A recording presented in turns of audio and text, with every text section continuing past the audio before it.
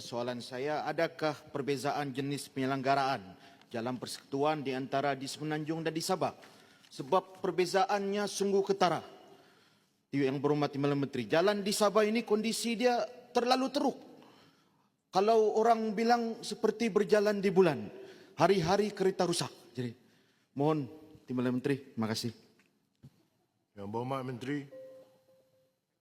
Terima kasih Kinabatangan. Saya dah pergi kebanyakan tempat di Sabah ya. Daripada bulan 5 tahun lepas sampai bulan 11, kira-kira 6 bulan saya meneroka ke seluruh 25 parlimen di Sabah dan mengetahui apa yang disebut oleh Yang Berhormat Kinabatangan. Dan saya juga berada di Kinabatangan melihat ada jalan yang belum diturap. Kinabatangan untuk Sabah ini selain daripada Perak 336 juta ringgit tahun 2025, tempat yang pertama ya selepas Johor 424 juta, Kinabatangan untuk Sabah 341.7 juta ringgit untuk tahun 2025 penyelenggaraan jalan. Jadi kita tahu jalan ini ada pelbagai jenis.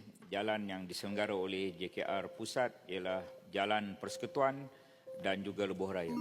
Jalan negeri itu juga panjang, jalan negeri. Juga jalan bandaran itu di bawah kerajaan negeri. Kerajaan negeri dapat peruntukan daripada peruntukan Maris Kementerian Keuangan. Itu peruntukan lain ya. Peruntukan jalan persekutuan yang saya sebut ini penyelenggaraannya. Tapi peruntukan untuk jalan negeri dan jalan taman dan jalan bandaran itu adalah mengikut di bawah perlembagaan yang diperuntukkan oleh kerajaan pusat pada kerajaan negeri masing-masing. Itu di bawah peruntukan Maris Kementerian Keuangan. Dan jika masih ada jalan yang berlubang-lubang teruk, kerajaan negeri juga bertanggungjawab untuk menyelenggara.